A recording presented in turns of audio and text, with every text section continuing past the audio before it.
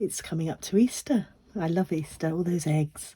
Oh, I've already bought mine. They're tucked away in the cupboard. You get some deals on in Britain a little bit leading up to Easter, so as long as you can resist, and if they're out of sight, they're out of mind. Yes, so that I can always buy that little bit extra, which is lovely.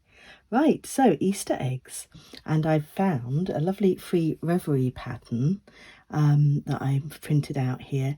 Normally I would knit off my computer screen, but that's difficult to show. So you can do plain eggs or patterned eggs, and there's quite a few choices of different patterns.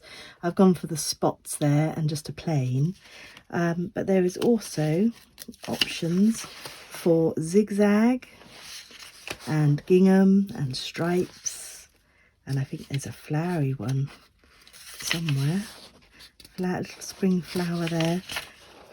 So there's quite a lot of options. I've decided to do the gingham one on this tutorial. It starts off like the plain egg does, and then you switch to a group of rows that show you the pattern, and then it carries on like the plain egg does again.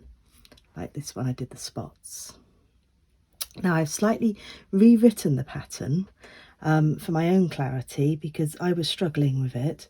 So I'm going to put my rewrite of the first 8 rows in the, you could make it 9 rows actually, because I've just noticed the pattern starts at 10. So we'll do the first 9 rows and I'll pop it in the comments, and then it's up to you whether you want to use that one or the original. I've just done simple increases on my one. The original one does an increase that I wasn't familiar with, and I gave it a go and it made it all bunch up. Obviously I was doing it wrong, but it was an unnecessary complication in my opinion, so I've simplified it, which may or may not be helpful for you. So we start off, I had lots of DK cotton. I like the cotton for the eggs. The wool is nice, but somehow the mateness and the fineness of the cotton, I just prefer it. So I've gone for cotton, but it's DK, and this is tiny wool. It's oh, I can't see where it says it now. It's like very small anyway. What I did is I halved the DK, and that's a process in itself that I might do a little tutorial on at some point. But I've literally halved it up and it's now really fine, and I've hopefully got enough little bundles that I've done ahead of time. Otherwise I'll be running off to twiddle some more out. So I'm going to do gingham, and I'm going to do it starting with the orange at the base, and then the gingham itself will be with the 2 types of orangey pinks, and the white is a background to the gingham pattern. So let's make a start. I'm going to start with my first 9 rows, which is the bottom of the egg, and we'll cast on. Tools that I've got with me, obviously wool, tiny needles. They're like pretend needles. 2.75 I went for. The pattern suggests it actually does just say the 2.75. I thought I read somewhere else different, but yeah, 2.75, very tiny. I've managed to break the tip off one of them slightly in my previous endeavours.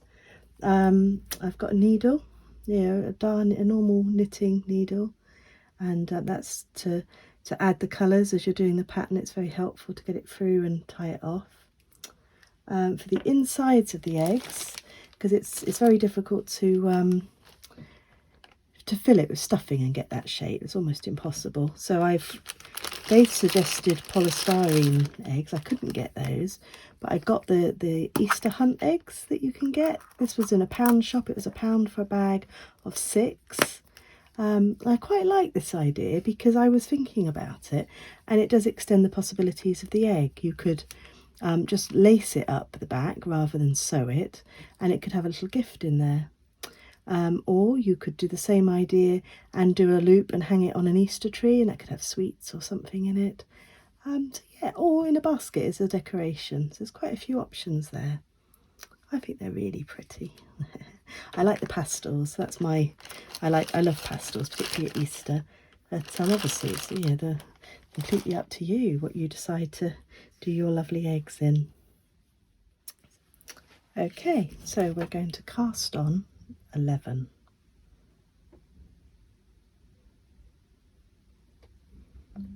Because I have halved this wool, it isn't linked together as well as it would be from the shop. So if you buy the proper weight that you need from the onset, that will make your life that little bit easier.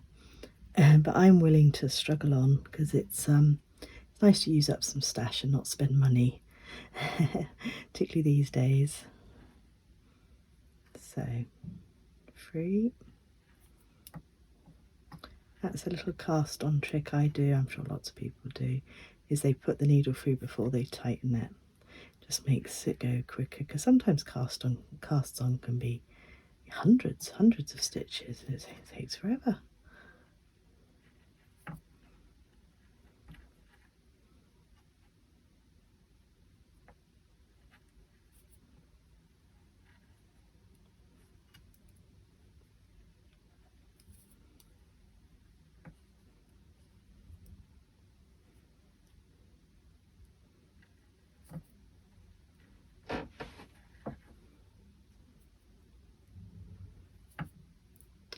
No idea what stitch I'm up to. Let's have a count.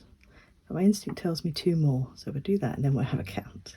You can always take stitches off.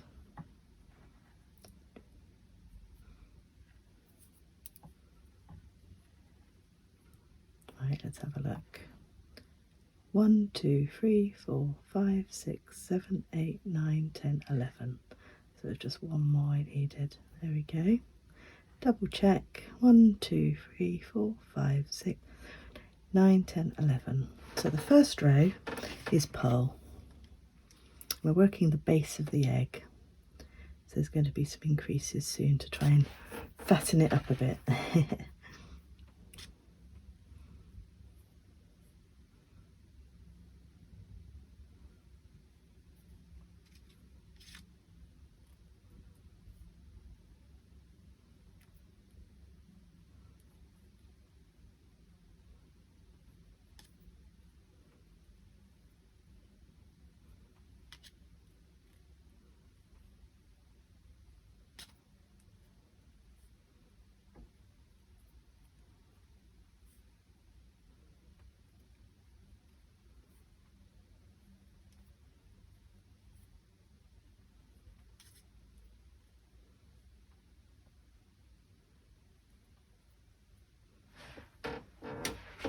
Okay, so that's purled 11.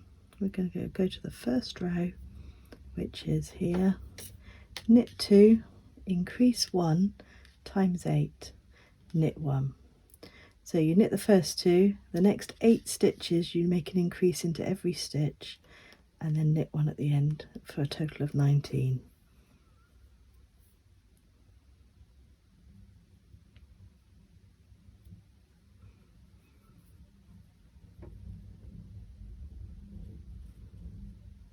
So that's the knit 2.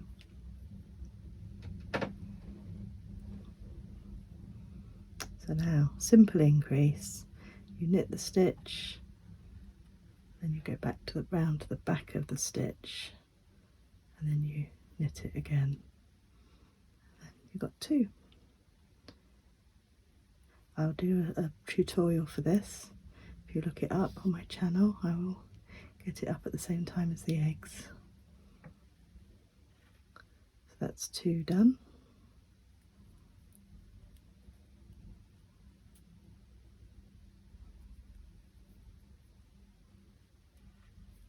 Three.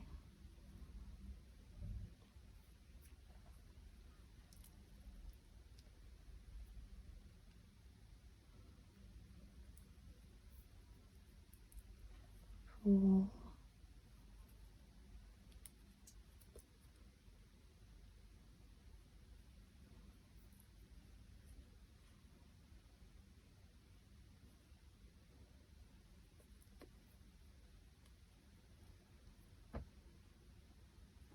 5. Wow, that's interesting. It says knit one at the end, but I'm coming to the end of my options here.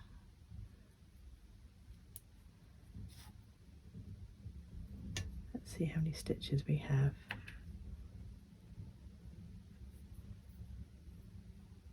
As I'll count before I do that one. 1, 2, 3, 4, 5, 6, 7, 8, 9, 10, 12, 13, 14, 15, 16, 17, 18. So it's okay to just knit this one. I miscounted my add-on ones. Typical dyslexic. So 1, 2, 3, 4, 5, 6, 7, 8, 9, 10, 11, 12, 13, 14, 15, 16, 17, 18, 19. So the next row is just purl. So we've done purl, we've done our increase row, and now it's just a plain purl row.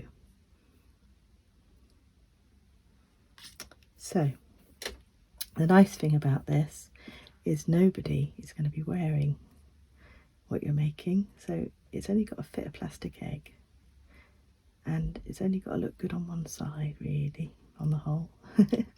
So you don't have to be perfect.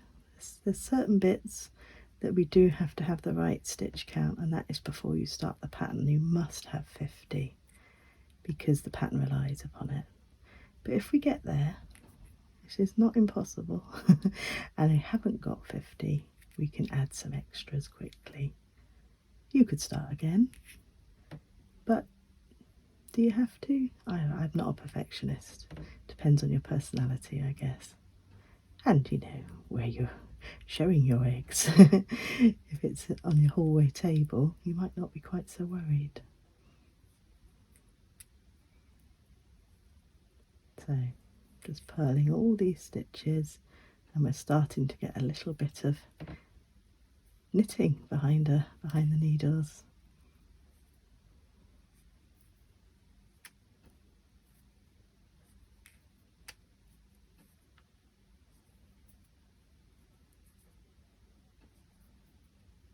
There we go. So we're going to go on to the next increase row. See, we've got a tiny little bit coming on. Looks straight at the moment, but it soon shapes up. So the next row we're doing knit 2, increase 1 16 times, knit 1, looking for 35.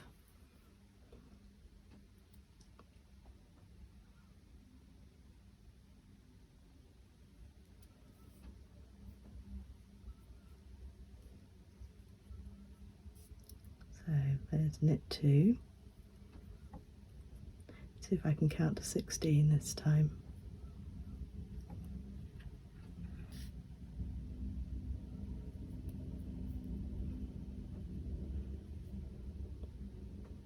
One.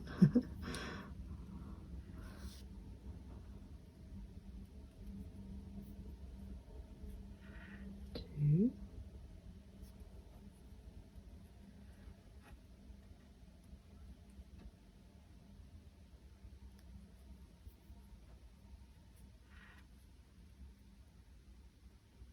3. This was 4. My trouble is my mind wanders off on a cloud somewhere.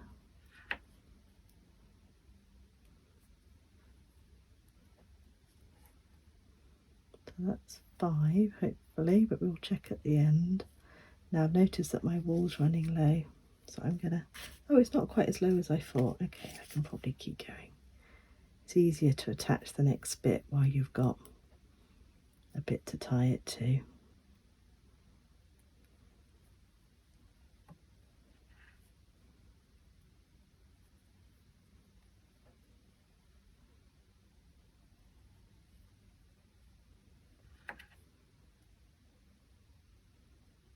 I've just done a little check at the very end of this is knit 1, so I can keep going till I get to the last stitch. Saves you having to count necessarily.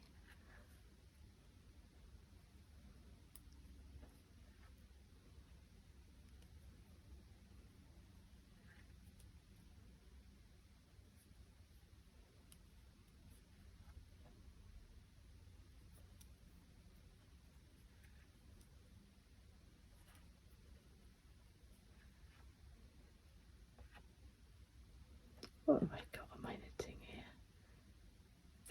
I think that might be a fay hair actually, not a cat hair. She was up, she was checking out what I was doing before. What have I done there? I'm going to take that stitch off because I wasn't concentrating and just check out what I did. I'm going to catch it back and do that one again.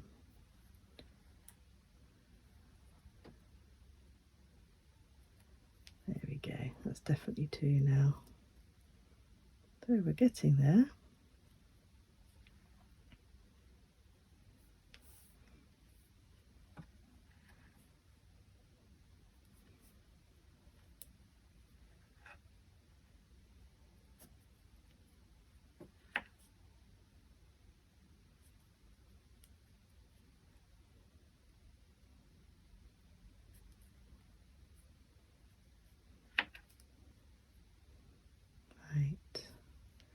Just before I commit to finishing the last stitch, I'm going to count how many I've got.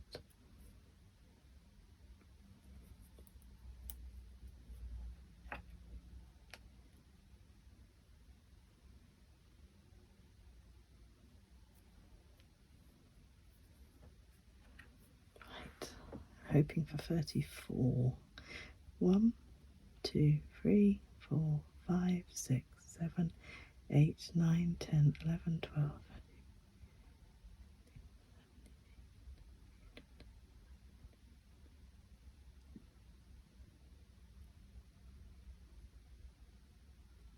34. Is it 34? Yeah. So the very last stitch, as per pattern, is knit 1. And we've got the 35. And we've also run out of cotton. So I'll grab another little bundle that I made and we'll tie it together. That's row 4 finished.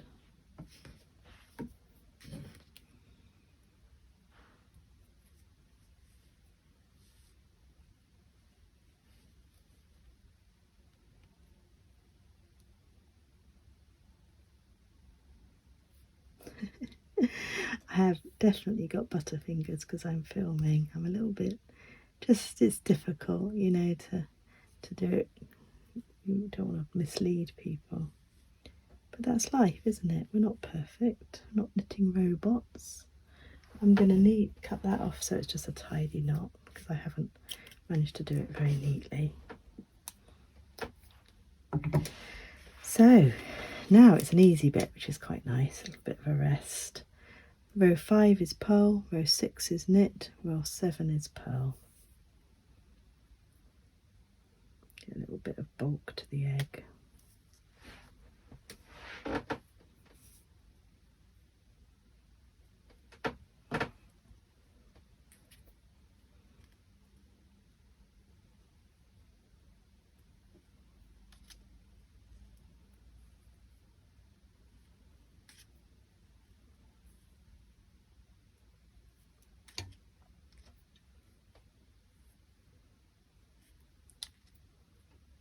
So, British Easter traditions. I live in England and we're not a religious family, but we do like to celebrate spring, I suppose. Maybe a bit more like the pagan festivals, although we're not pagans particularly. A lot of me just likes the chocolate eggs, I have to be honest. But we're not often at home at Easter, but we are at home this year because I've got a son doing his GCSEs. So we're a little bit of a stressy household as well. But we're going to do a lamb this year. I haven't had a lamb for ages, not a whole one obviously, leg of lamb. Some nice mint sauce and potatoes and vegetables, and that will be our Sunday, Easter Sunday lunch. I'm really looking forward to it. And some lovely Easter eggs. We've all been dieting, well my husband and I have been dieting. So it's definitely going to be letting loose at Easter. That'll be lovely. What other Easter traditions?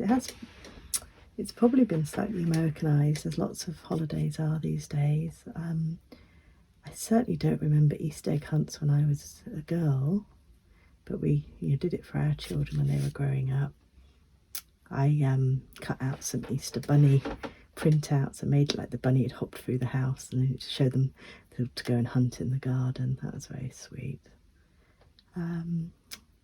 Yes, visiting family, I guess. If you are religious, church services, things like that. But yeah, it's just a celebration. Spring, finally. We've had snow recently and it's March. Not much, obviously. It's very mild in England compared to other places. But we weren't well chuffed. We were looking for sunshine. So we're probably going to whiz through this a little bit now. Now I've stopped waffling on. And I'll catch you on the other side when we've done our knit purl rows. If I don't drop the knitting.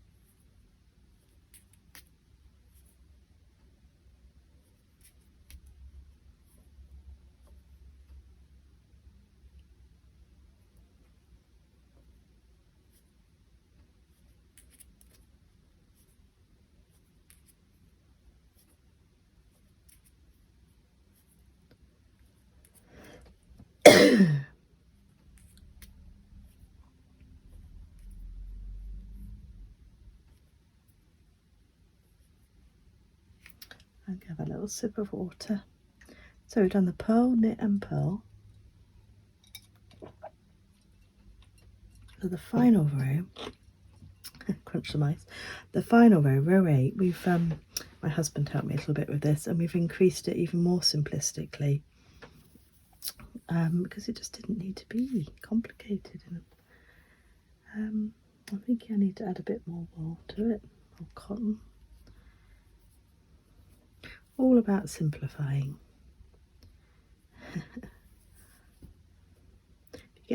If you get a result you're happy with, that's all that matters. And this was the increases that I've been doing on this plain egg. I can't see how that it could be improved particularly.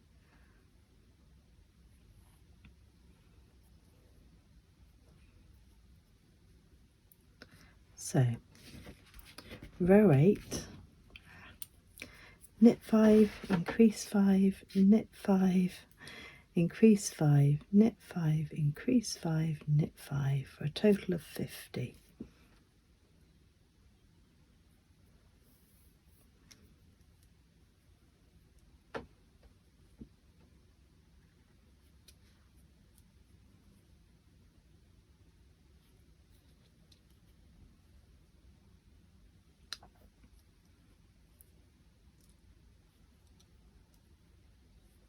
So that's knit 5, and increase the next 5.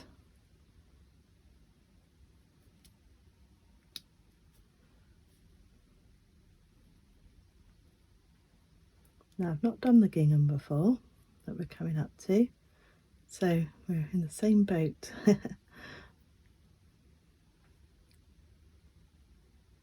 I love gingham though. I had a few school outfits with gingham. A pink gingham dress at one school and a lovely blue gingham shirt at another.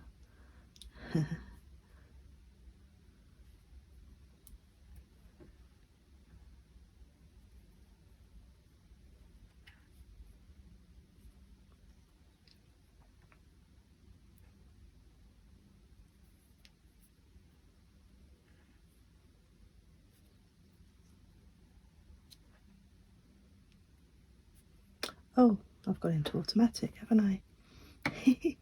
1, 2, 3, 4, 5. 1, 2, 3, 4, 5. I should be just doing knits on these 4. That's the trouble. I go off to fairyland. So I'll take those 4 off. Always catch yourself and correct something like this, but it is quite tricky to take the stitch out one at a time and get it back onto your needle. Look. I was off thinking about school. It's a while ago. There we go. I think no harm done.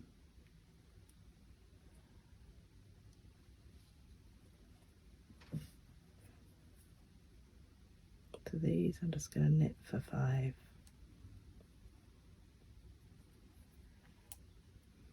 2, 3, 4, 5. Increase for 5. 5 and only 5.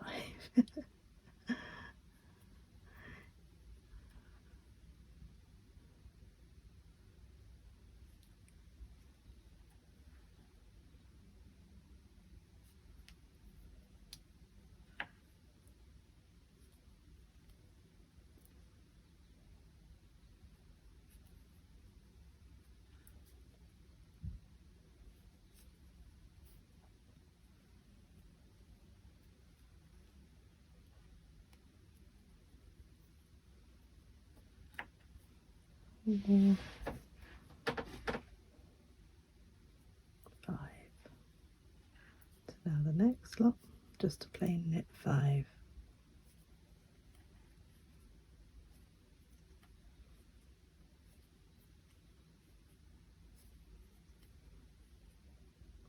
Next lot, increase.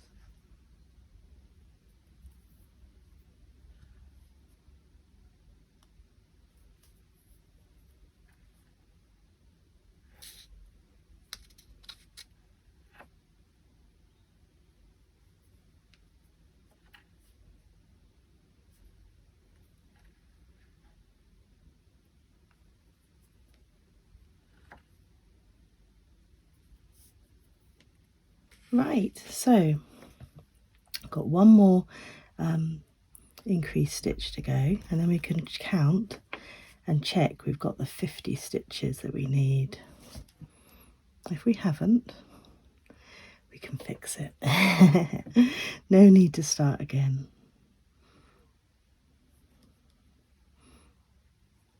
So the last 5, which are just ordinary stitches, knit in this instance. Quite excited to see how the gingham turns out. Hoping my colours don't clash.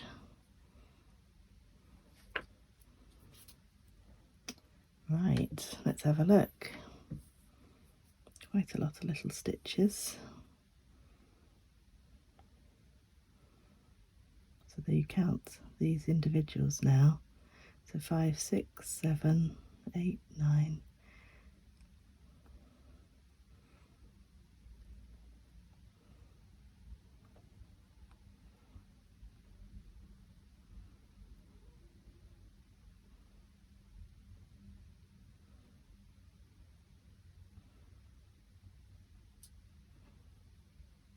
Looking hopeful. That's 40.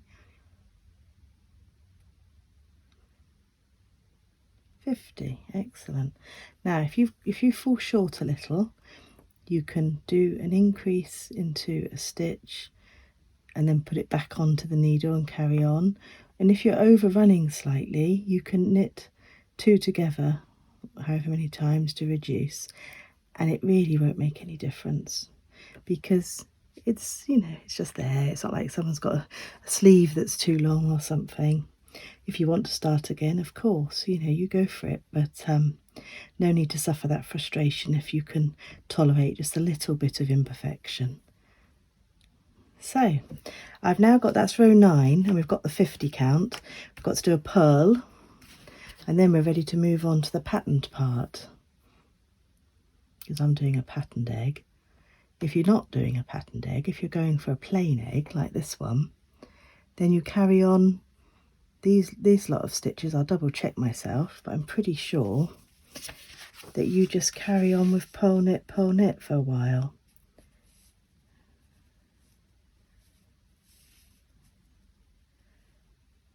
Yes, stocking stitch. So next 12 rows stocking stitch if you're doing a plain egg in the same colour, and then you'd carry on after the pattern, you know, row 22 onwards, which would be the reduction at the top of the egg. So one more purl row, and then we're ready to get quite muddly. It's not going to be easy. It's my first time doing the gingham, so bear with me, but we'll muddle through together.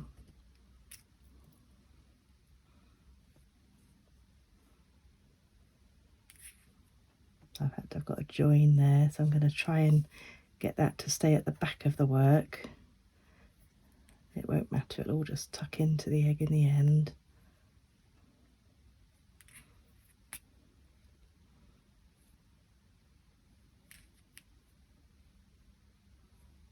So we'll probably do a little whiz through this now.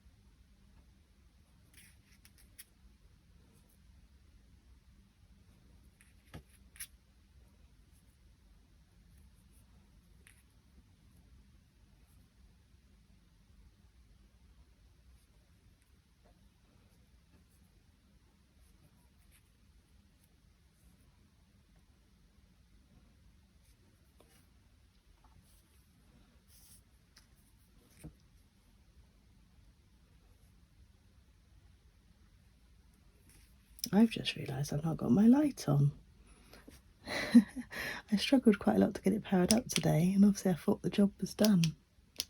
There we go. I'll see me a bit better now.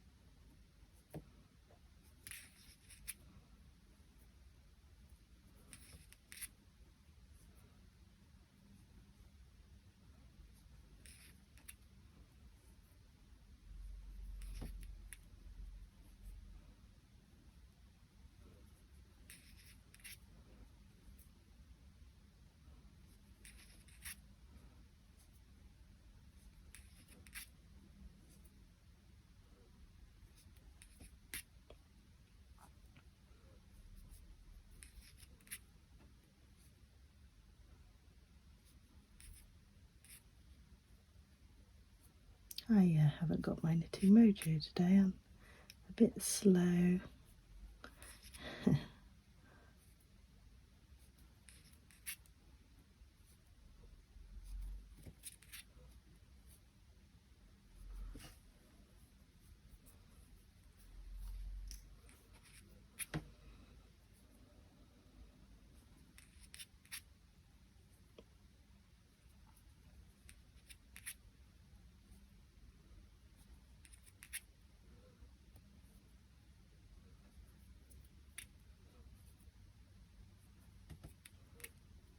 There we go. So 50 purl, and you can see it's beginning to take on the shape of the egg.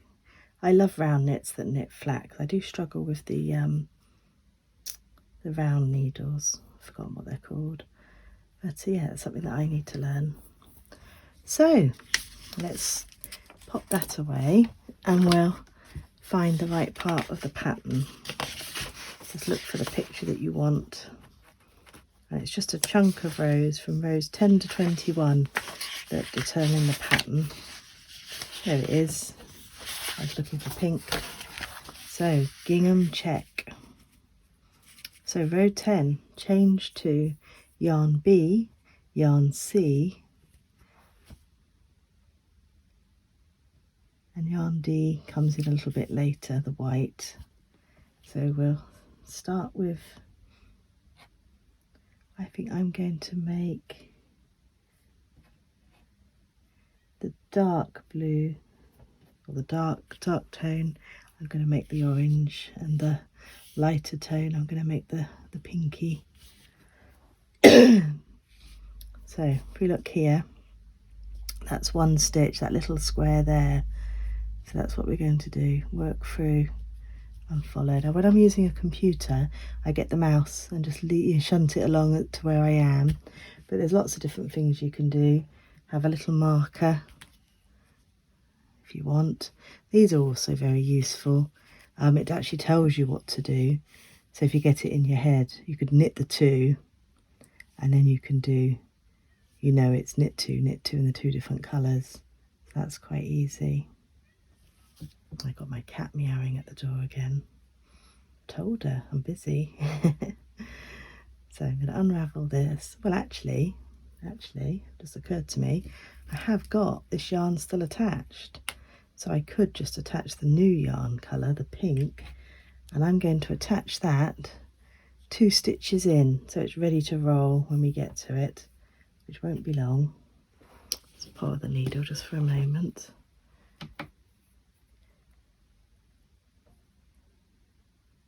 Thread the needle, and then you can get that into the right place of the knitting. So 2 stitches in. Let's have a look.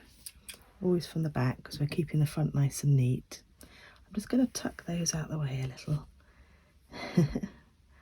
There we go. Right, so 1, 2, so I'm going to tuck it into the 3rd stitch. It's a bit tricky because this is quite a thick needle and it's very fine wool, but we'll tuck it through and then pull the needle out. I'm going to tie it off on itself just to hold it firm.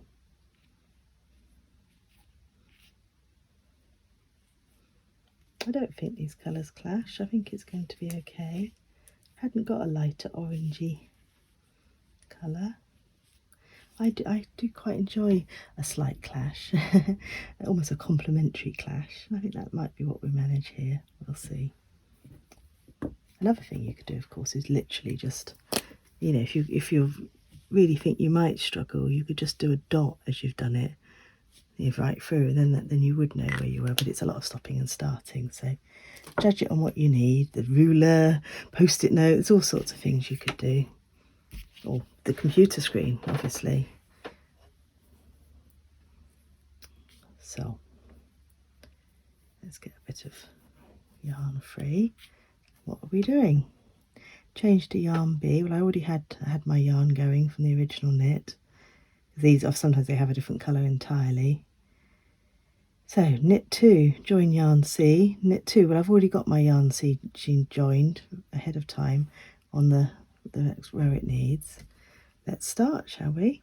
Knit 2 in the original orangey.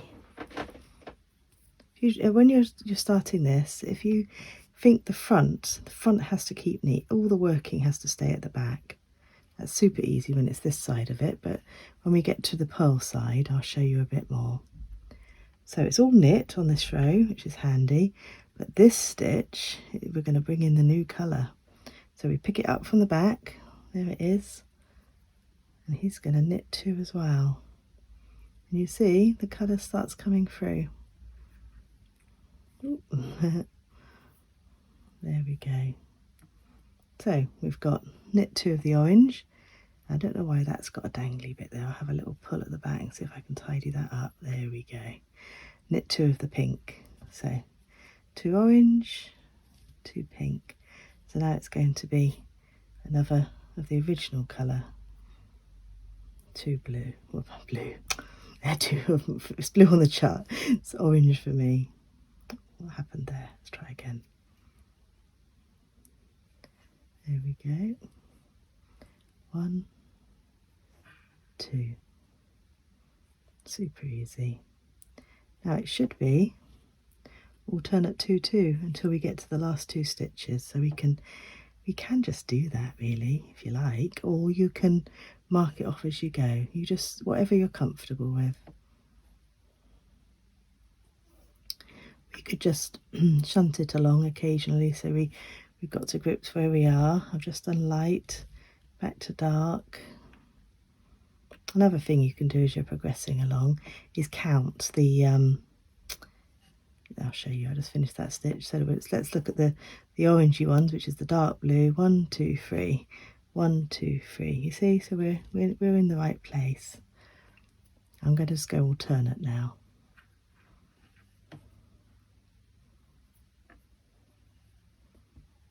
It's fun because it's a little bit more absorbing, and as long as you've got the quiet, if you haven't got a cat meowing at you, as long as you've got the quiet, so you can, you know, take a moment. It's quite nice to, if you have got a busy home, it's quite nice to say, I need a moment actually, need a bit of quiet. It's always worth a go.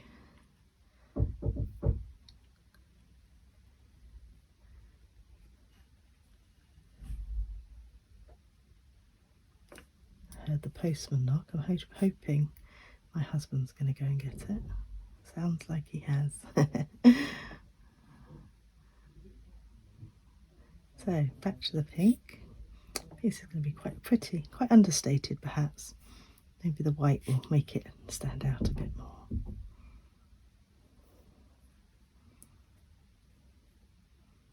Back to the orange. You see, it gets quite easy to get a little rhythm going.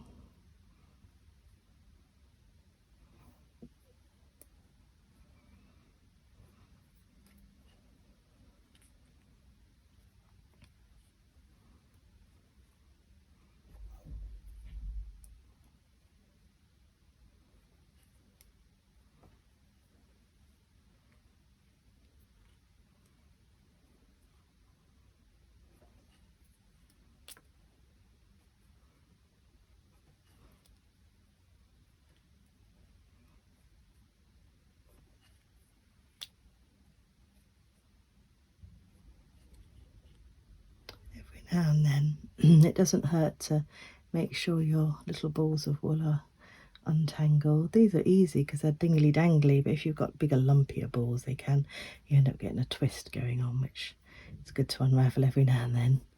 I do end up with knots.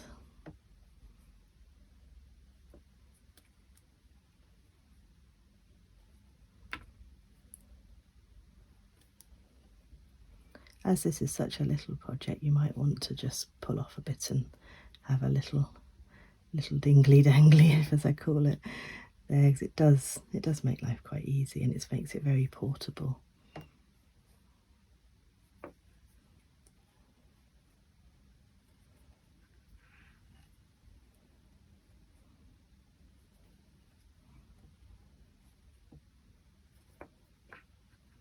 I think the next row is exactly the same, but I'll check in a moment.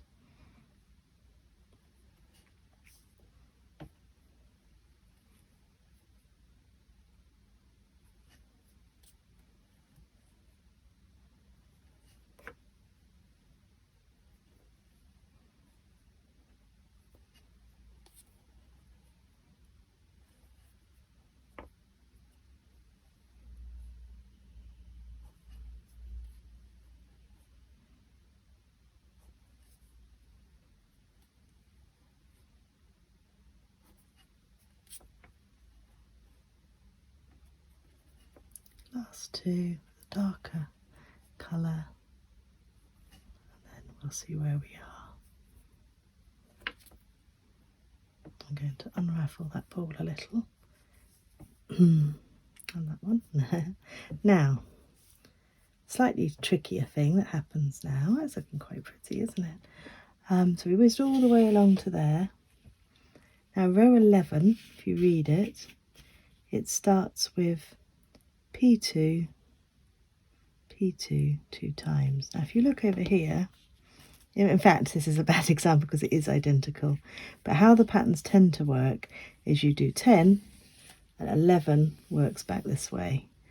Like it works like this alternately, because when it is a more complex pattern, it wouldn't work out. So we're going to go from 11 back this way, and it's just exactly the same again, isn't it? Making up a square of the gingham.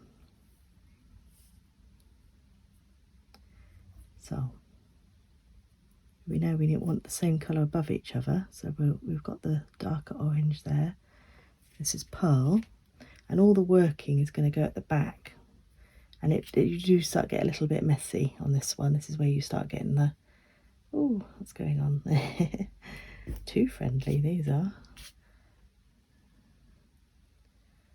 There's me saying it's easy. Right, there we go. I don't know whether it's children or cats or yarn. Everybody plays out with me. So, one purl. I'll tighten that up a bit, trying to keep it neat. Two purl. And then you'll see we drop that colour. We pick up the new colour. One purl. Two purl. We'll have a little look. We've got two colours on top of each other. It'll become clearer once we do the next row and it releases. Now this is super easy because you can literally just copy what you did the row before on this one. So we'll whiz through two purl, change colour,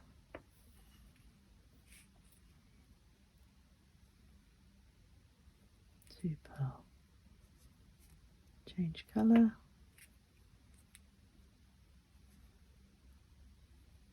what you start to get at the back of the work is just lines where you've had to cross over your colours. It's all tucked in behind, so it doesn't matter.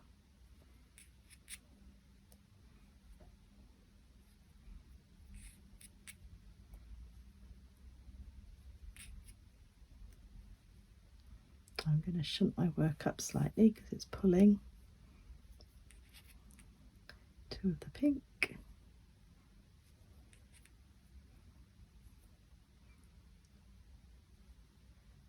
Two of the orange, or peach, isn't it?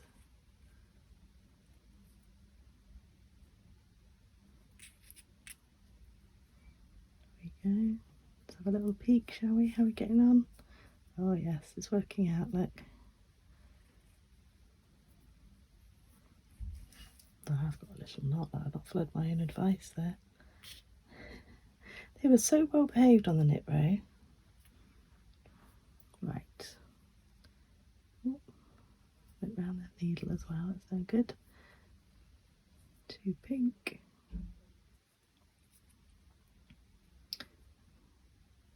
Got a wayward bit there.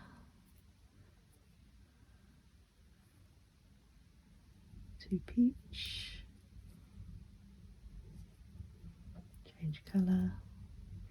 2 pink.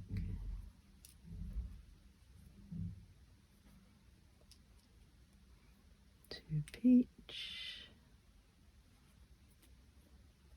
2 pink.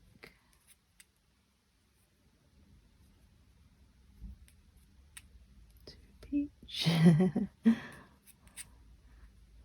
Getting there though, look. Hopefully you're getting there too. I'd love to see comments, how you're getting on, if you enjoyed it. I don't know if you can put pictures in the comments, I'm not sure you can. You could post it on Instagram and link me, the Dyslexic Knitter, I'd love to see.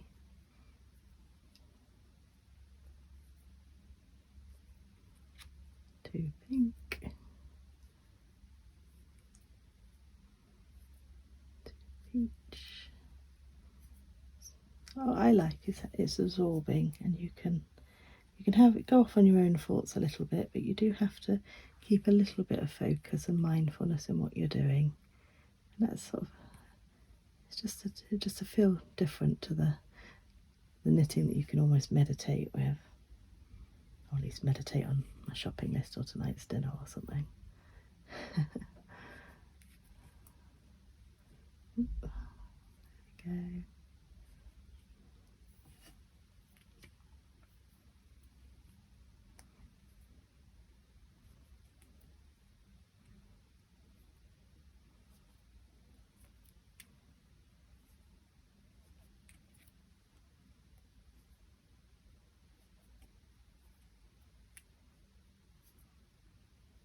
Last 2.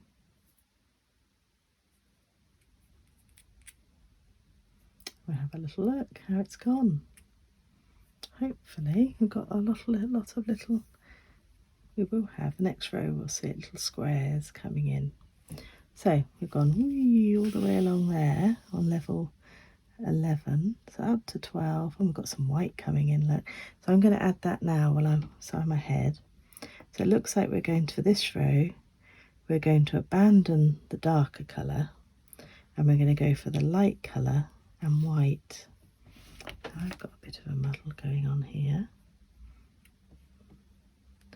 It never hurts to look ahead a little bit. I'm going to add some more pink to the end here, and I'm going to add my white. So just knot that on.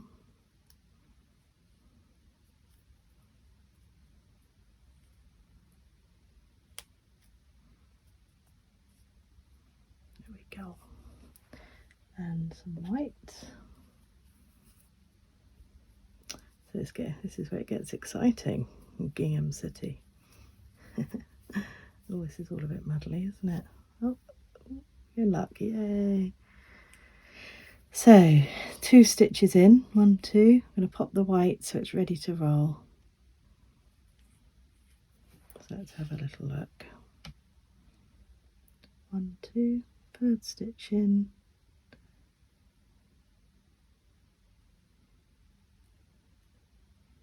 There it is. Pull that through. It's getting a bit muddly, isn't it?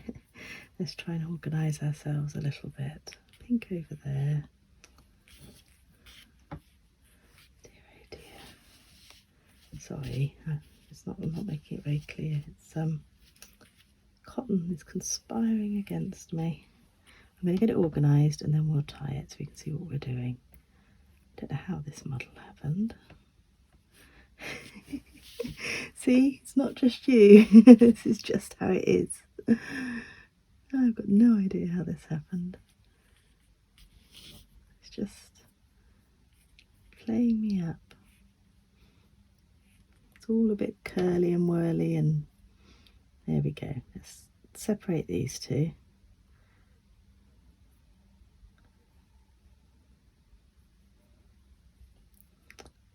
Dan might well edit this bit out.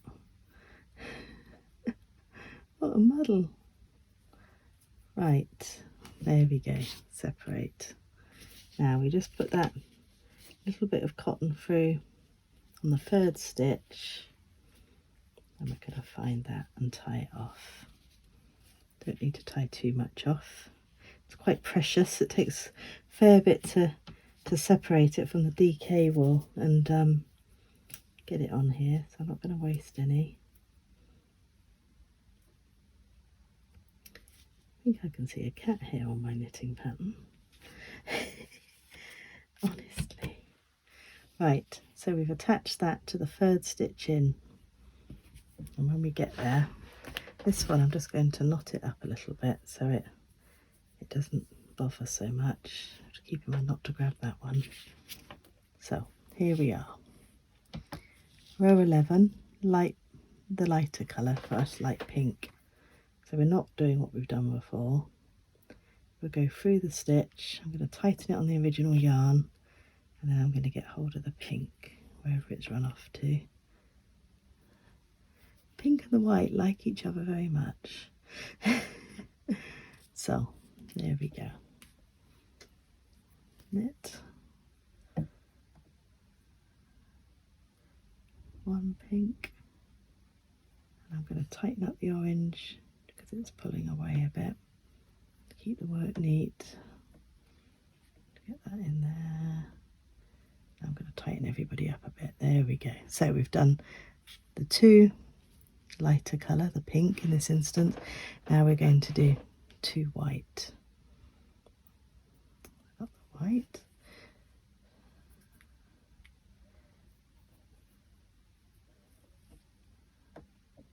There we go. We're in business.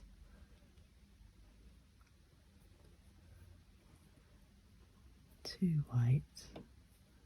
So into the next stitch. Let's have a look. What are we doing? Doing two light. So it looks like it's now row 12. Two light.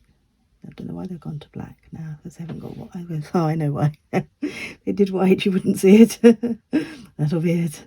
So it's two light and then two white, 12 times, and just two at the end. So it's just alternate now for a while. That's easy. I'm curious how this looks.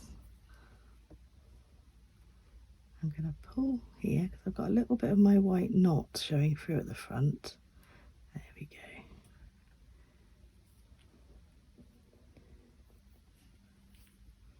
So now we need the white.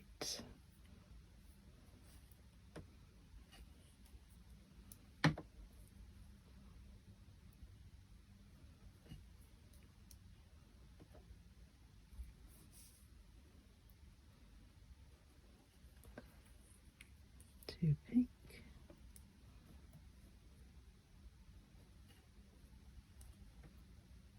Have a little look. Interesting.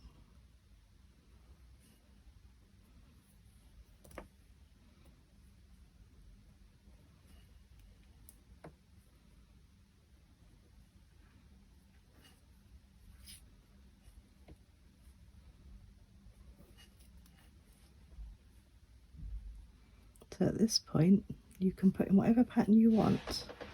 You can make your own if you want to. If you copy out a grid like that and mark it out, but there's quite a lot of choices.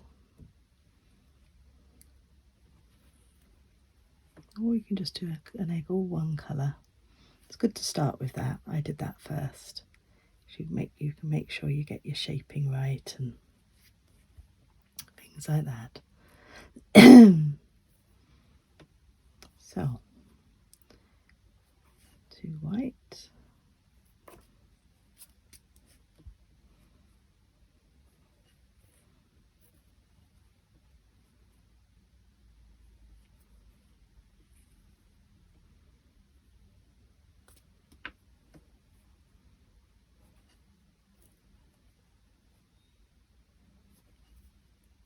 White again,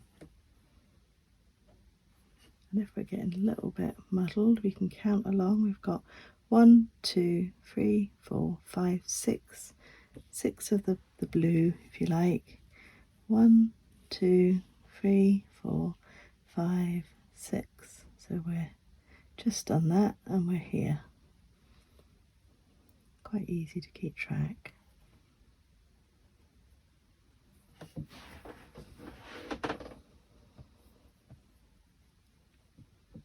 Two pink.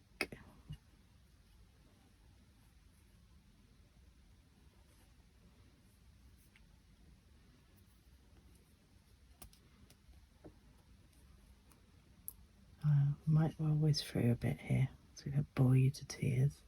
Of course, you can always whiz ahead. That's what I'm here for. Fast forward, go back, go front, go back again. I won't mind.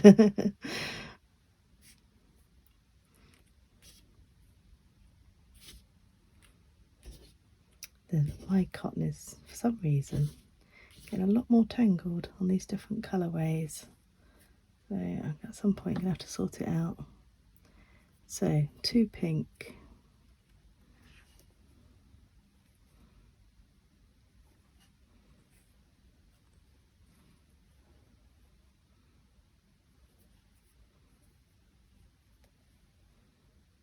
Two white. Now somehow I've left one behind there a little bit. Look.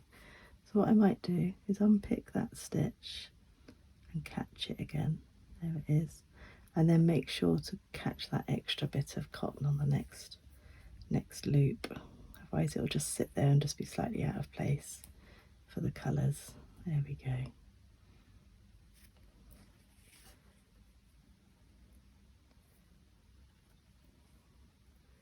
Two pink.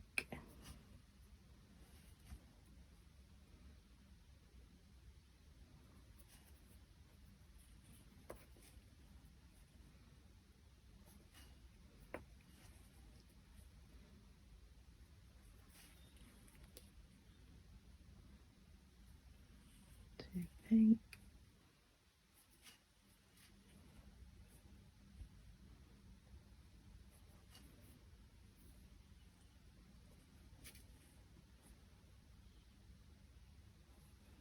Two white.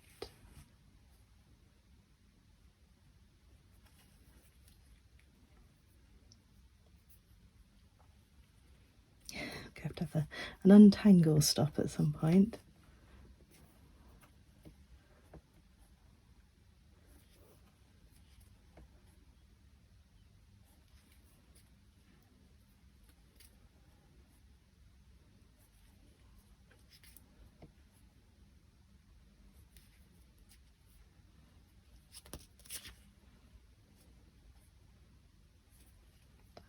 To last few, so it's 2 white, and then I think there's just a knit of 1, but we'll check.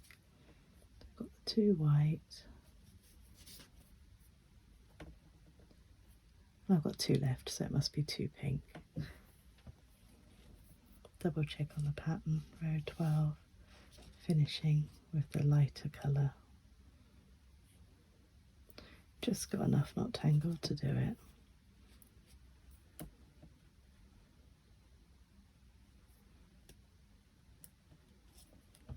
There we go. So I'm going to pause for a second and have an untangle stop, and then we'll do the next row, and that's it really. It just repeats on through then, so I'll carry on, but we can whiz through. Okay, well that was a fun 10 minutes. So tangled. Right, so we're on row 13. We're going to start back, same again, just going back through, but with the purl. and we'll complete the white and the lighter squares. Still trying to be tangled, look. I'll try and keep them under control now. Not easy. I don't know how that happened, because that was literally sorted a second ago. What is going on? Okay, one more twist round, I think. The white must be the troublemaker. Okay, so we're here.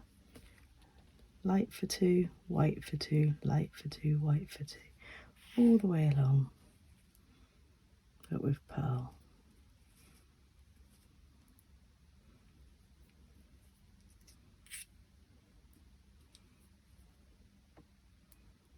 I find you get the first couple of stitches done, you can have a little tighten up, and then it keeps quite organised. Have a little pull on the white as you start, tighten it up a little. Just try and keep it all under control, nice and neat. And once you've done that, you can just grab and go a bit more. I am keeping an eye on this white yarn because it's playing me up. There we go.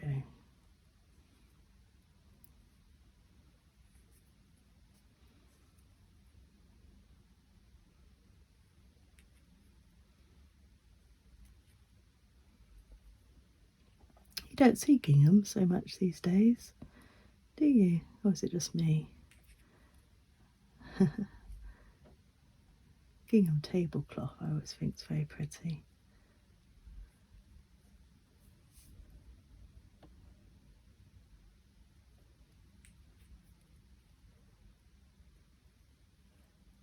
Onto the light pink.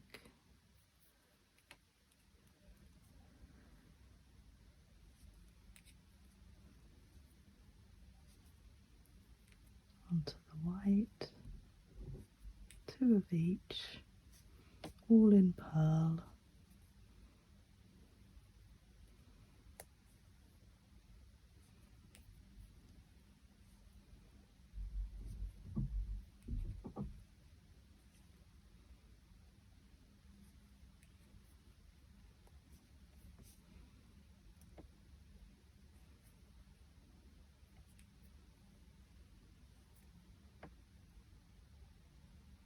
That one's a little bit. There we go.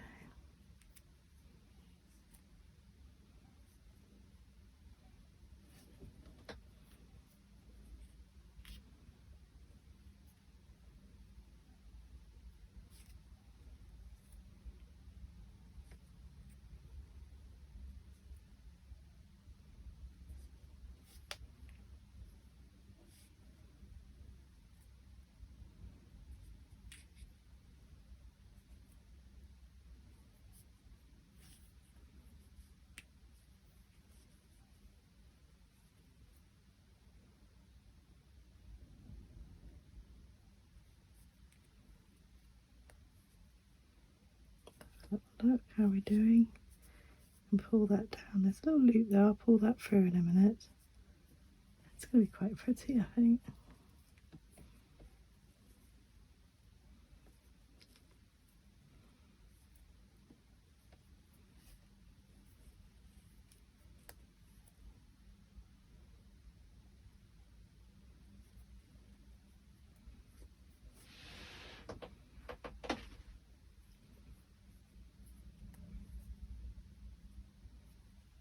Yes, we know.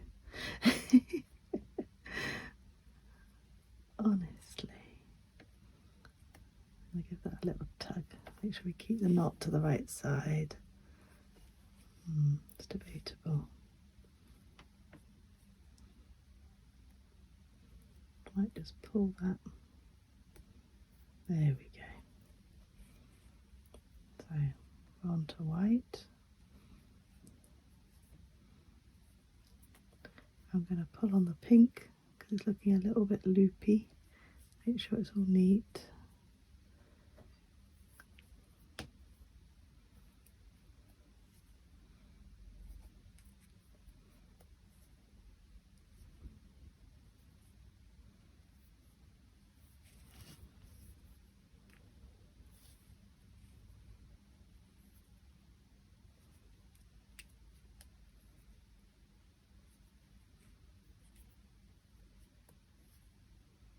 2 pink,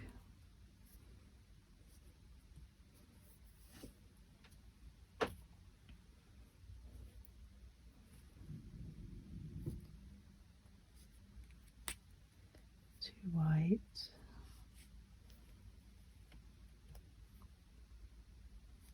2 pink, 2 white, finally 2 pink. Another untangle to do by the looks of it. There we go. Let's have a look. What have we got? See, it's beginning to form. I will tuck that little loose bit. That's because of I've split my wool, so it's not quite as neat as a new ball would be. But oh look, definitely see a square there. And on the next row, this lot will come down, so you'll start to see it on the pattern. Right, I'm going to go and have a cup of tea, and I'm going to sit and carry on working these rows, which are identical now to what I've showed you. So the very next row, we've worked our way back to here. The next row will be 14, starting again on the dark colour, picking the dark one back up that we've got hanging down here. There's 2 of that and then 2 of the light. So we're back to the first couple of rows. I'll finish that off and then I'll come back, show you, and then we'll work on the top of the egg, which is the decreases. So go and have a cup of tea yourself if you want, and we'll meet back in a bit. Right, welcome back. I hope you've managed to follow on with the pattern, repeating what we did before again. And mine came out quite well. I'm happy with it. I've snipped off the extra bits of wool because there's no point having them hanging around, because we're moving back to the main colour now, whatever your colour may be. So I'm going to tie those up just because there's no harm in it, and it will just seal that off nicely, just in case it's tempted to unravel. So there we go. So let's find the rest of the pattern. And the written pattern here is as simple as it can be for the end part. So we'll find that. Here it is. Instructions for plain coloured egg. That's all we need, because we've done 1 to 10, 1 to 9, as if it was the plain, the pattern section, and now we're going to work 22 to 31. And it should be quite easy. Having done the base of the egg to there, we've done the pattern, so we're now going to be doing, and you can see it's tapering off, so there will be reductions rather than increases. I am about to film tutorial for the increases and the reductions, so you'll be able to check those out if you need to. So here we are, row 22. Knit. Well, that's easy. We've got the knit side, we've got the purl equivalent facing us, so that makes sense that it's knit. There's the back. You can see all the little loops that have carried the colour forward. It's quite neat because it's quite fine wool. So knit. Let us knit. Make sure you're using the right colour, what you've got for the base there. So what is it? Knit and then purl. So it's an easy couple of rows. I've caught up some white there, so I'm just going to stop that for a moment. Naughty white. Let's get it out of the way and we'll try again. Never hurts to just watch as you're going. Make sure your stitches are coming through as you want them to. And that's got a bit loose there, so I'll tighten it up with the next stitch. There we go. Right. So we knit this whole row.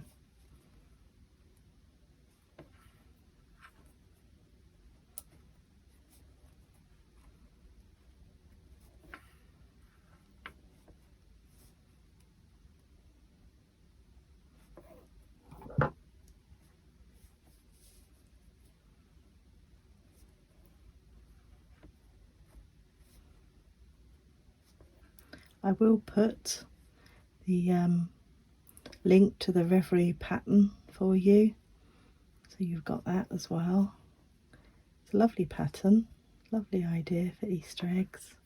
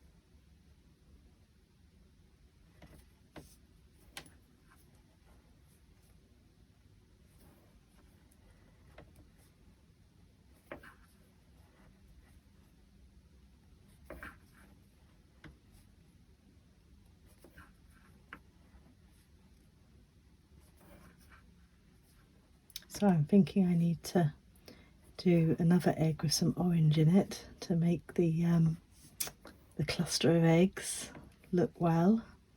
I'm going to keep going and finish off my basket of eggs, hoping I can find a basket to pop them in. I did have one somewhere, and that'll be on my hallway this Easter.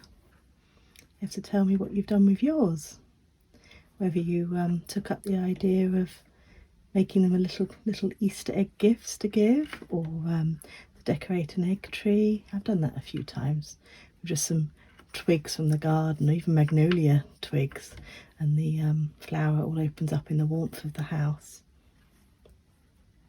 That always looks pretty. I've got that little extended bit where I tied it on. It's trying to poke through to the front there. See how that goes. If I've managed to get it to, I might get the knot. It's the right side of the knot, so maybe it'll work out.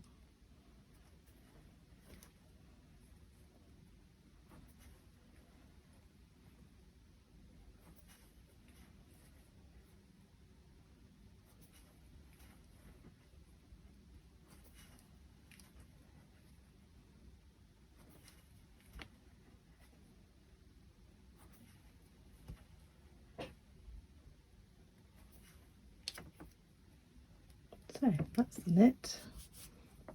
Let's go into purl.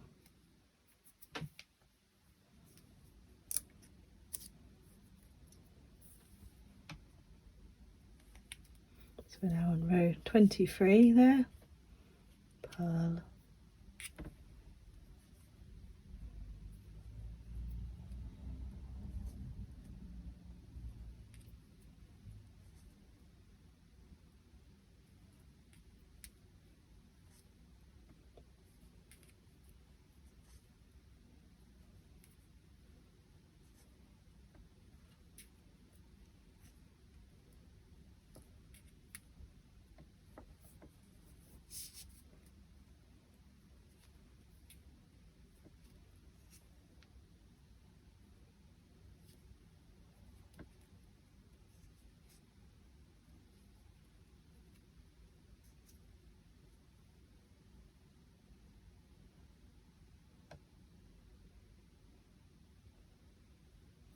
It's a tricky one.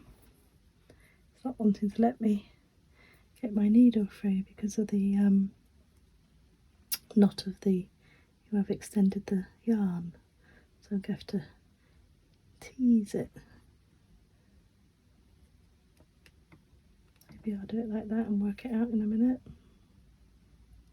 I'm in the right spot. Let's see what happens. There we go. I think that's probably made it work out.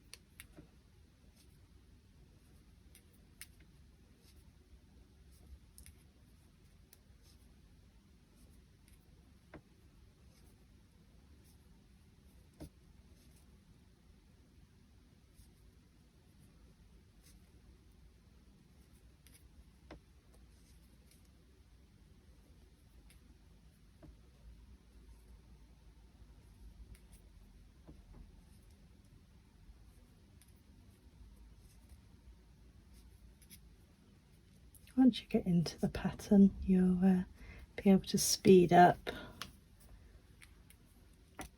You know what's going on next.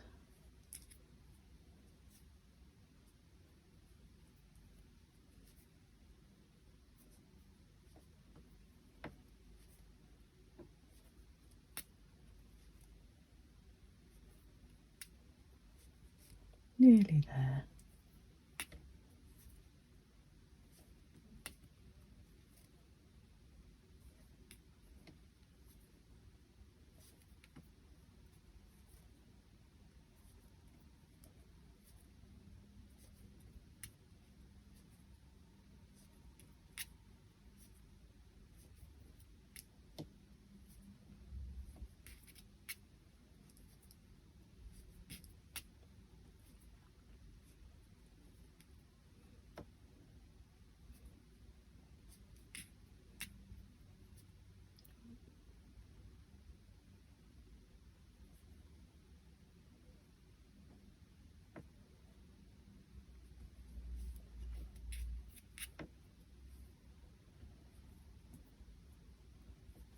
There we go. Right, now for some action. Get a little needle and poke that bit through. So we're on row 24. Knit 3 together. No, not knit, sorry, excuse me. Knit 3, knit 2 together. And then when it's in brackets, that means that you do this. So it's like this. You go knit 3, knit 2 together, do, do, do, do, do, as many times as it says, 11 times. And once you've completed that, you've got to knit 1. Now you can keep track of it, or you can just wait till you've just got 1 left and you know you're done. So I'm going to do that because it's just easy. And we're looking to have reduced to 38 stitches. So I'm just going to add a little bit more yarn to the end of my bit here, then I won't have to think about it. Because I did this wrapping it around my fingers, if I get that back to that state, it unwraps easier.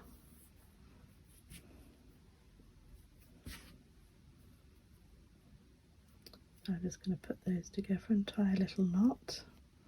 I'll tie it, there's another knot in it somehow already, so I'll tie it away from that, and then I might snip the ends just slightly to keep the work tidy. There we go. So, row 24, we do the knit 3.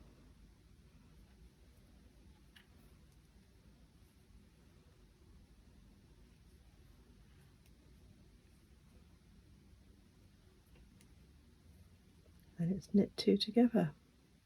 Just take 2 stitches, get your needle through both of them, and you do a knit. It's as simple as that. So then what are we doing? Then we're going into the bracket space. We're just going to keep doing the same thing until there's only 1 stitch left. Knit 2, knit 2 together. So it's going to be quite a dramatic decrease of stitches.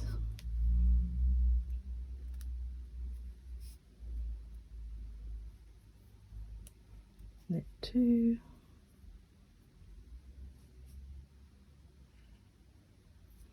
knit 2 together,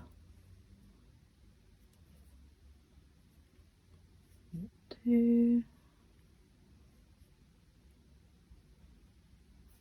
knit 2 together,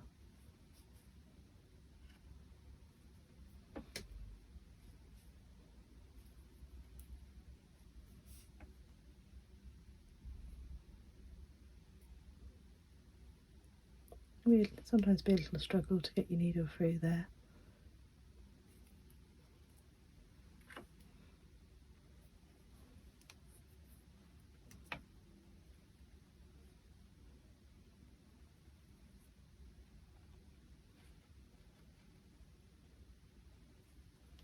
Knit 2 together.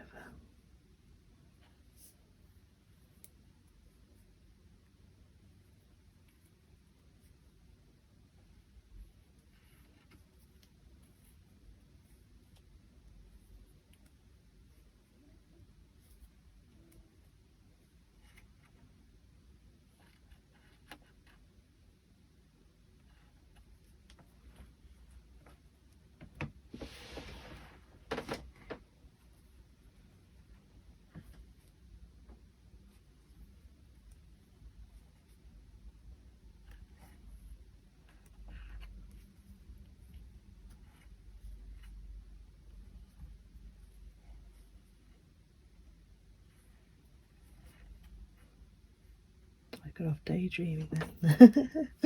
Terrible for that. Knit 2, knit 2 together. I assume you can see where they've gone together because they're a bit more lumpy. You probably know where I am more than I do. I'm going to do a knit together and hopefully it works out. It doesn't matter terribly, you're just decreasing, so it's a little bit quicker than intended.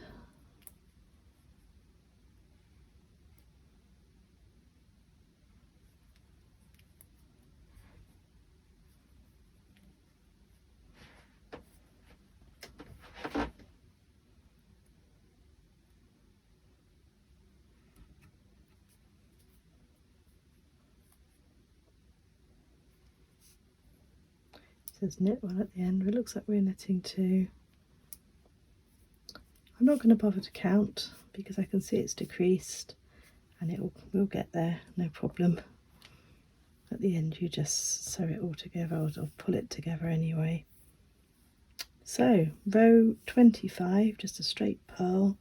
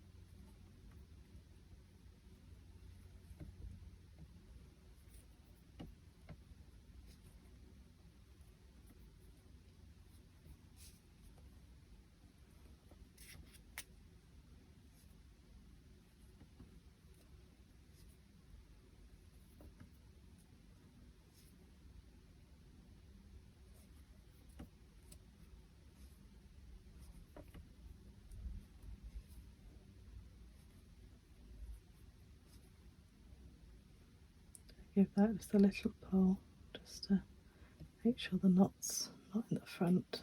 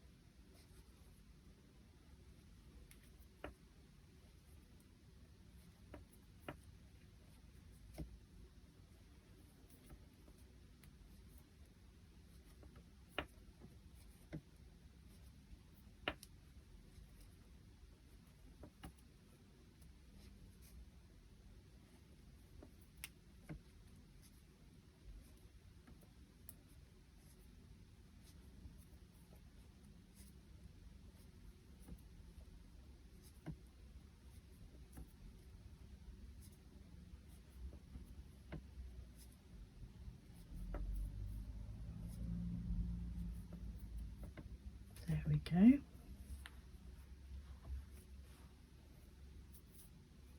So the next row, 26.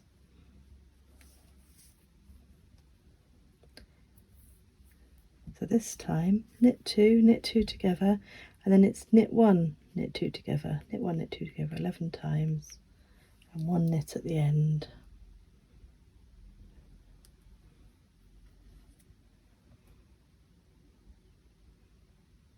So it's knit 2,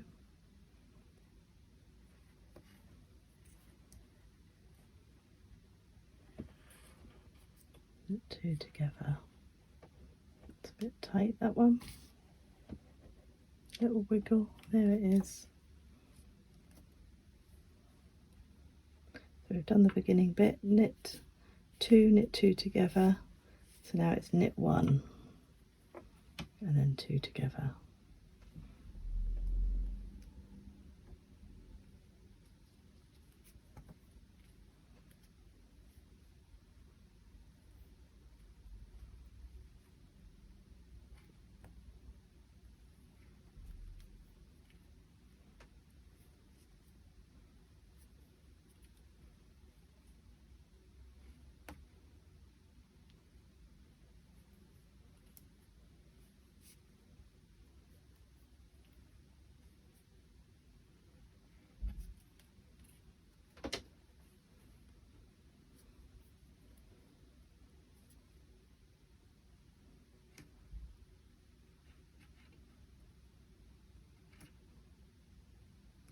That one doesn't want to do it for me. Get it in, have a little wiggle, there we go.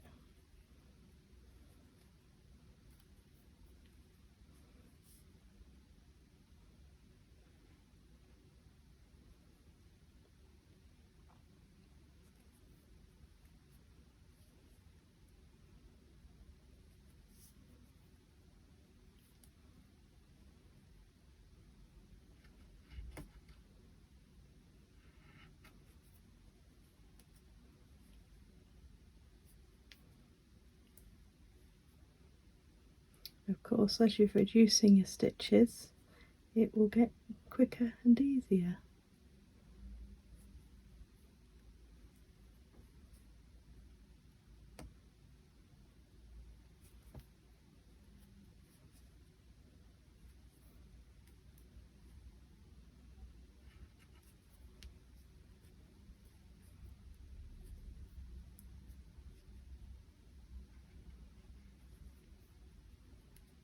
And then just knit one at the end as per the pattern. So you can see that our egg is starting to take shape. Now the first time I did it, I wasn't sure that it was going to fit the egg, but it does. I was trying to judge it because it being flat. I'm just going to poke this one through because I will have to poke it through before I put the egg together. I don't want that hanging out, it's annoying. I think I've got him. Yeah, there it is. Just poked it through. So, row 27, on to purl, knit, purl. So I expect we'll fast forward through this for you.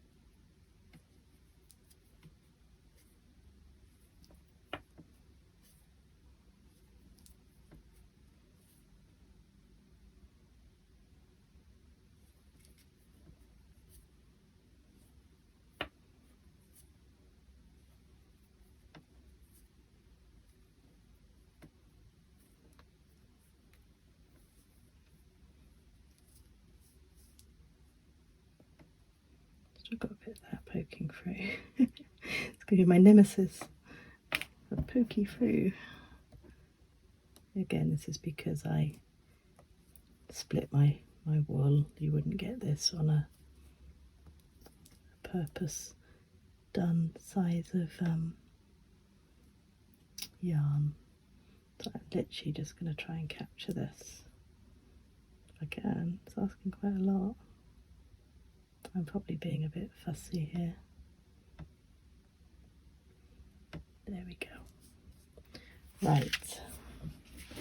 So knit now, and then one more purl.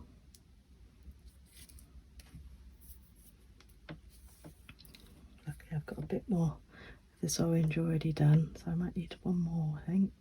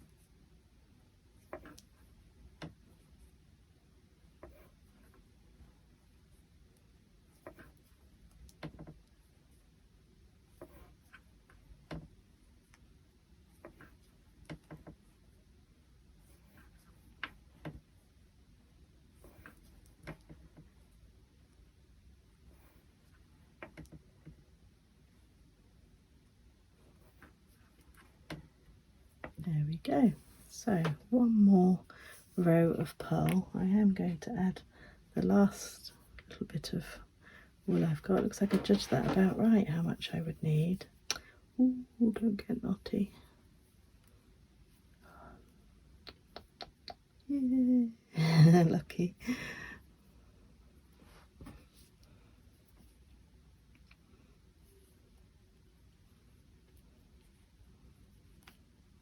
There we go. So purl row.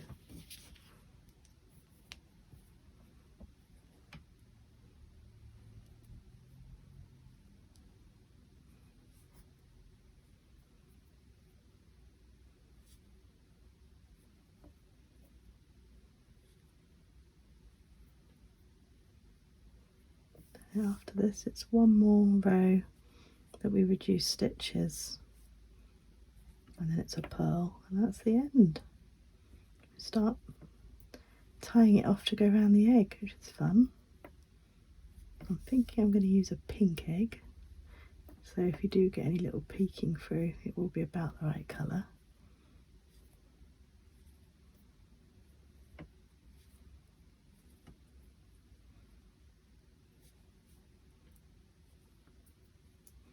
I've just noticed that the eggs actually come with little silvery tie strings, thinking you could put them on, but personally I would get some of the colour of the egg that you've made and plait a little bit together to make a loop.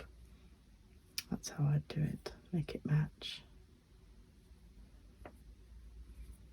Another option is a little ribbon that matches.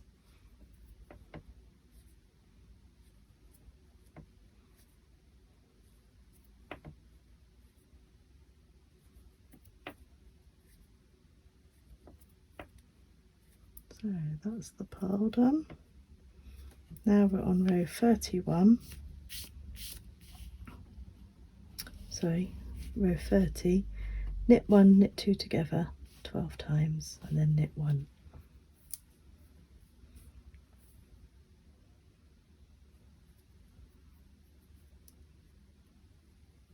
So these knits together are going directly after each other. There's no knit ones going on.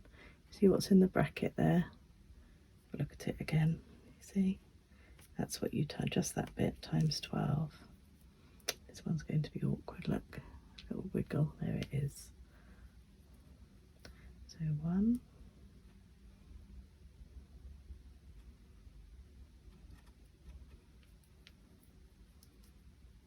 2. They're all going to be awkward. Look.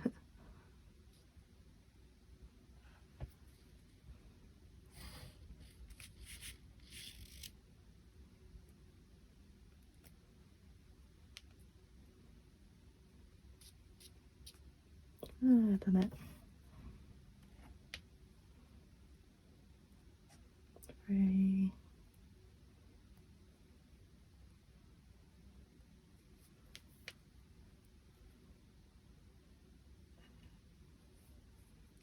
4. Sometimes if it's awkward, if you go the other way first, it's really giving you trouble. You can sort of give it a bit of a tug, and then you should be able to get your needle in really easily. There you go.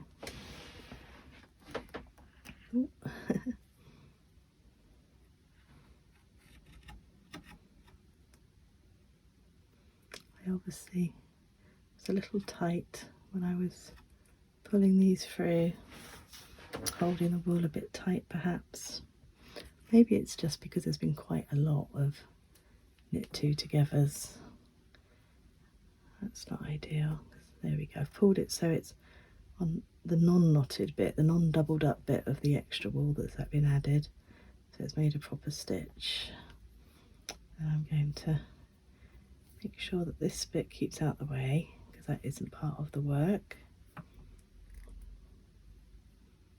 There we go.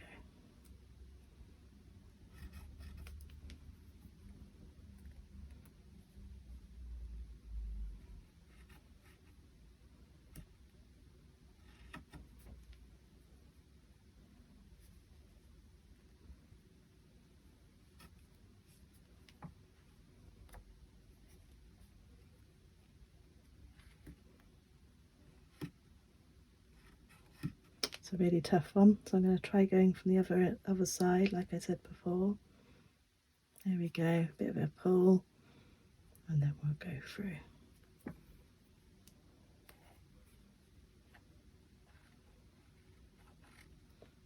Try that method again.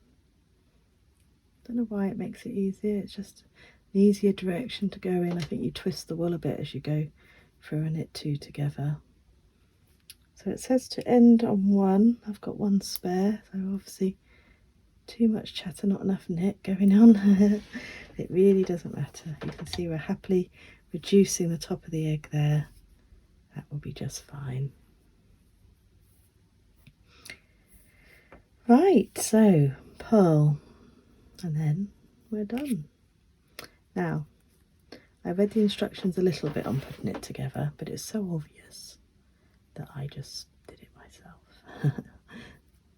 I'll just show you why I didn't. It works fine.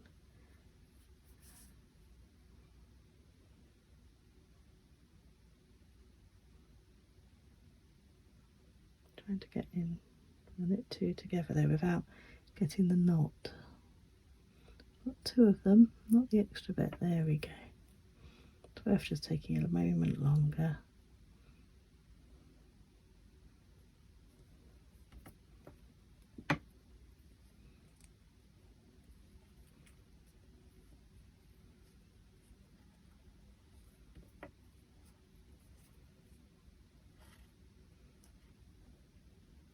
This knot has come just at the wrong time.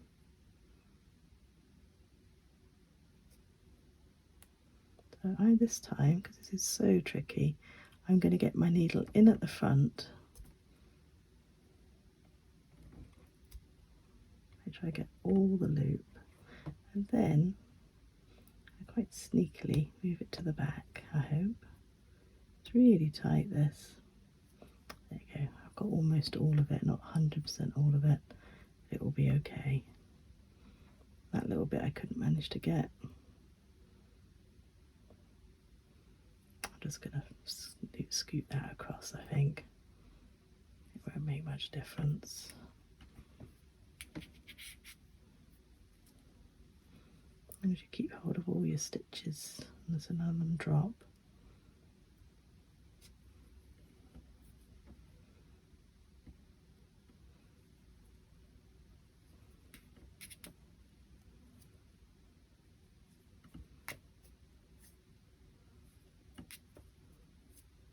Right.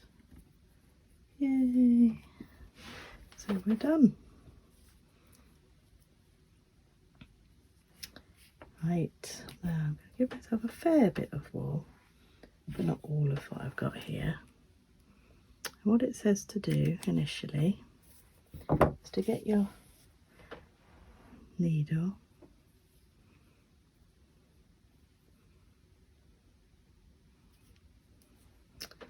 and I'm going to let this unravel just for a minute because it's all, there we go.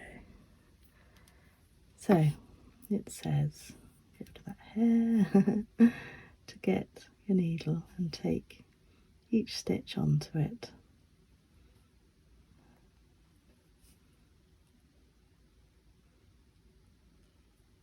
You can do this however you like. It seems to be working quite well just to get them on like this, and then I'll pull the yarn through because you're going to make a little drawstring type situation for the top of the egg. Make sure you keep hold of them all on there. Oh, not quite, there we go. There it is. So, end of the job for the needles. Just onto here now. So we pull it through onto the yarn, and then pull the yarn tight. And you can see that you've got, like the top is all drawstringed in, so it's a complete little circle there. I'm going to get my needle, make sure it's tight, and then just do a little, very simple, loop it over so it catches itself, Get it so it definitely pulls tight. There we go, it should hold nicely. It hasn't, but it should. So what I might do is another little stitch just at some other point. But we can find the egg now. I'm going to go for pink because that fits in with the colours well. And you tuck it in like that. Unravel. This one's a little bit on the snug side actually. But yeah, oh, there we go. It gets there if you give it a little pull. So I think that probably is okay at the top there. I might just do a little extra stitch there. This is just ad hoc now. You can see what needs doing and what doesn't. So make sure I've got it as unravelled as I can. And I'm just going to sew.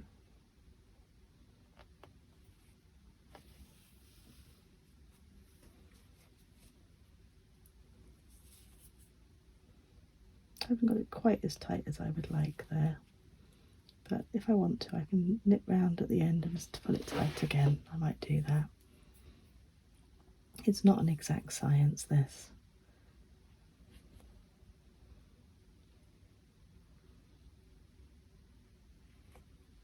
Well, not when I do it anyway.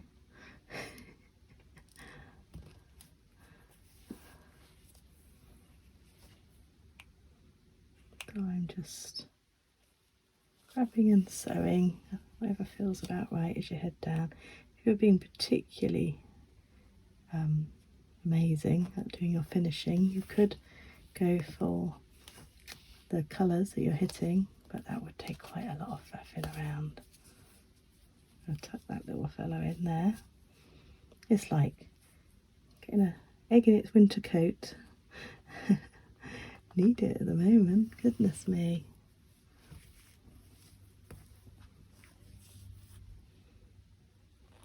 So if I go for a pink bit, see if it seals it, or if I need to go back and do the other colour a bit more.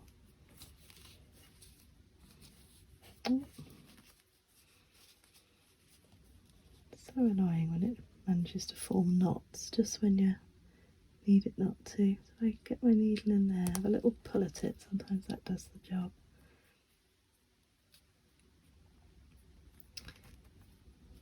No, it's not going to this time. Oh, I made it go through, like. Right. There we go.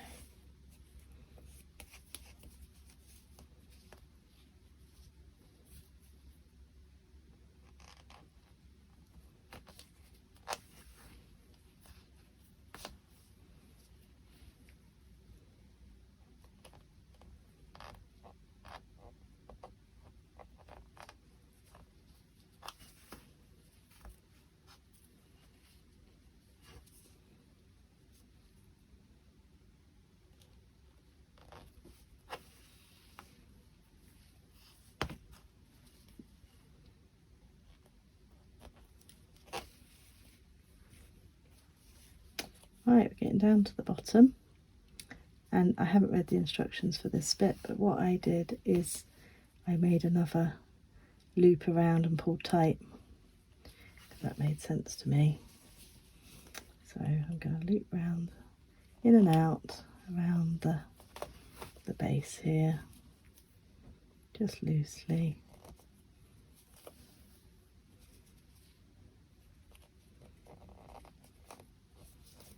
Then we'll pull tight. Oh, it's that knot again. I thought it would come to. Oh no. So now I've done that, I'm going to do a little loop, another slip knot. There we go, that's sealed up quite well. I'm going to feed my cotton through and slip it off. And then give it a little wiggle and it'll disappear. Now I'm going to do this top just a little bit better, although the bottom isn't that great either, but I might do the bottom again as well, but not while I'm boring you. I just didn't manage to get this pulled quite tight enough for my taste, So I'm going to tuck my knot in, get it to hold. It won't hold. Do it like this then. Get the needle through.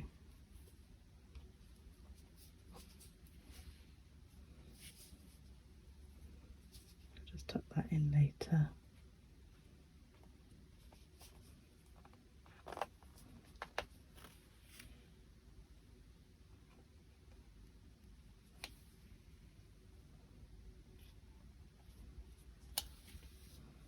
Put it tight, there we go, and then I'll do a slip knot.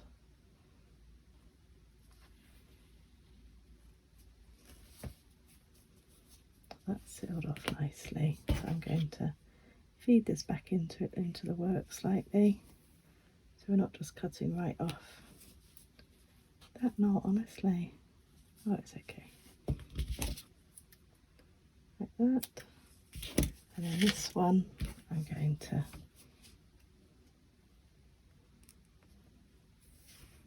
feed it back into itself.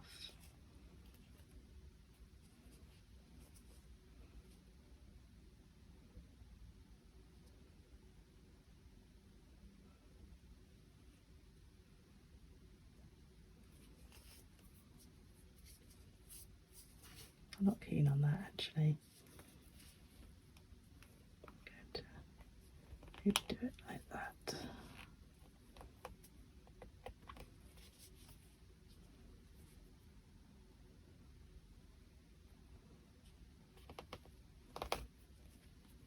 There we go. Now I can snip that off.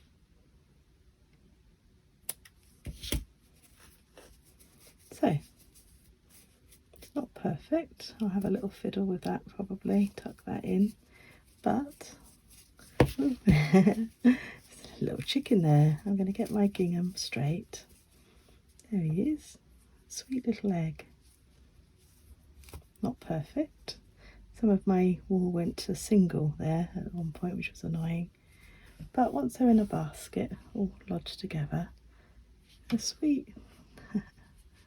Turn that one so you can't see that bit. There you go. So I'll show you them all done, probably as the intro actually. All now I've got to learn how to do is juggle them. So happy Easter. I hope you've enjoyed that. I did my best to show you. It's not perfect, but it doesn't have to be unless you want it to be, and then I'm sure you'll undo and redo as you need to. So happy Easter. Hope you have a cracking time, lots of lovely yummy eggs and whatever Easter means to you, and I'll see you again soon. Happy knitting.